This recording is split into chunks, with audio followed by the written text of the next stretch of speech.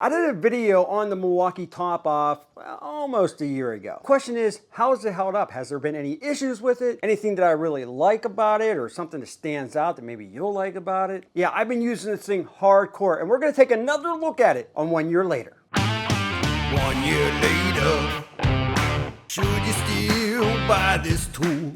What's up everybody, my name is Clint. Welcome to the Tool Review Zone channel. Yes, 1 year later on the Milwaukee top off. So you probably see these all over the Home Deeps and wonder to yourself, should I spend my money on this tool? Yes, it's a tool. Well, yes and no. It really depends on what you want to use this thing for. You see, this is a really fantastic tool, but there are some drawbacks that we're going to talk about today. Well, let me tell you one. This is a clip from a video that I did almost a year ago. What's up everybody, my name's Clint. Welcome to the Tool Review Zone channel. This is the Milwaukee top off. I want to let you know straight out that this does not run power tools. You can't plug your power tools in, you can't do it, it will not work. Interesting, TRZ. I did not watch your entire video. However, I tried plugging in my table saw, it did not work. Why didn't you mention that? So yeah, if you're looking for like a power inverter or something that's going to run a drill and impact the saw, whatever, this will not do it. However, this does come in very, very handy for those on the road. Or maybe the supervisors with their laptops. Or the employees that love to talk on their phone and listen to the radio or maybe the TRZ channel while they're working. Let me explain. I'm on my phone all day long, mostly replying to the awesome comments that the TRZ YouTube subscribers leave for me. Very kind of you. But it drains my battery down fast, real quick. And usually what I do is I would plug this into a wall, you know, the outlets. And that works and such, but believe it or not, if you use a battery, for example, I use the 12.0, but if you notice, this is the high output battery. Now you don't have to use a 12.0, you can use a 3.0, something smaller. I just like the 12.0 because you get a lot of charges on this. But if you use a high output battery, I'm telling you, your devices will charge faster using this than what they will with your wall charger. Now, if you've seen the first video, which I'll put a card right here,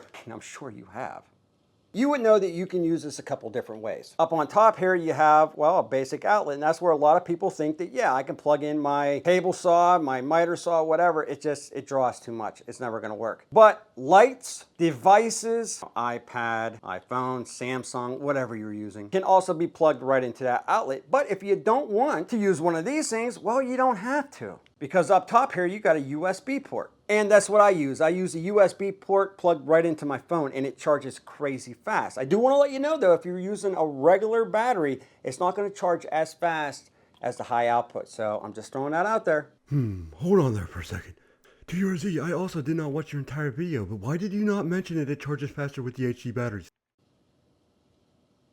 It's also got a USB-C port right here. So it definitely gives you a couple different options when charging your devices. The other cool thing is you don't have to worry about this thing getting too hot. You got a fan over here. You can see it sucks in air through on both sides, but you barely hear it running. You hear it, but that's it. So super, super quiet. The one thing I will tell you though is the Raptor hook, I really don't use that all that much. I sort of just set this thing down and you know, is what it is. But if you're working on a ladder or wherever you're at, maybe scaffolding, you got that right here. Now, for my Samsung 21S or S21, whatever it's called, they have a really large battery. And if I'm using a 3.0 battery, I can usually get around 2.5, maybe 3 charges full on this phone before my battery dies. With the 12.0, you can get many charges on these phones. I'm talking like 7, 8, 9, maybe even 10 full charges on this freaking phone, which is insane. And again, it is super freaking fast. I won't even plug it into the wall because of how fast that damn charger is. I mean, it's real nice like. Now you do got a little heat indicator warning signal right here, and I've never ever once seen that thing come on. Really hot outside.